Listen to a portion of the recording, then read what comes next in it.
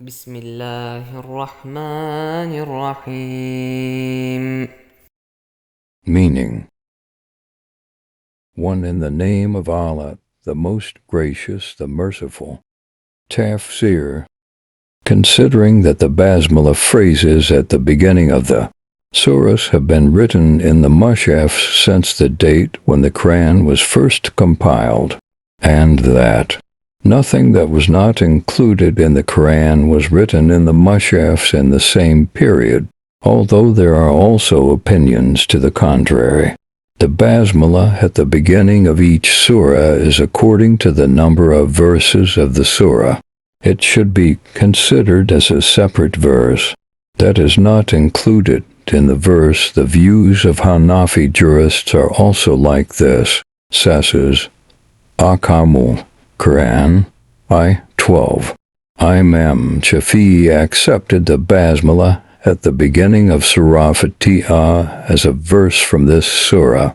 Two different opinions were conveyed from him regarding the basmalas at the beginning of other surahs, and his opinion that they should be considered as a verse in each surah was recorded as a more authentic narration, since it was his own, according to Abu Hanif. Since there are separate verses at the beginning of the surahs, the basmalas are recited silently in prayer only before the Fatiha, and the basmalas are not recited before the surahs and verses that come after the Fatiha and are called Zami duration, based on the information given above.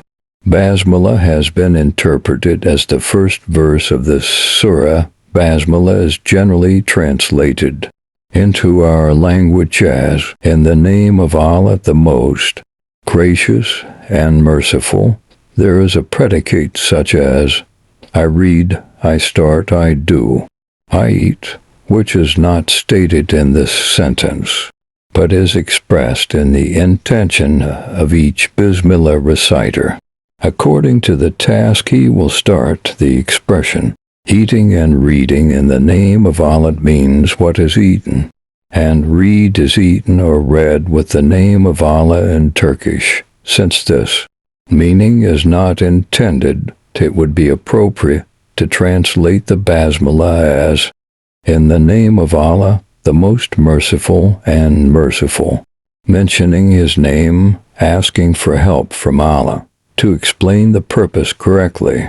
While performing any behavior or undertaking an important task, the servant first recites the adhan in order to protect himself from possible negativities, and then recites the basmala, which states that he alone is not enough, and that success and power can only come from Allah. He is the being that Allah appointed as his successor on earth. He accepts in advance that he disposes of his property in his own name, and that if he exceeds the limits set by Allah, the real owner and judge, he will be betraying the trust, and he gets strength from this. Here too, the sentence of Tawhid is implicit, because just as in the sentence of Tawhid, La ilahi is used to say all the things, false gods are first erased from the minds, then the real, unique unique Allah is placed in the heart, when the mind and reason are recited by saying Ilala.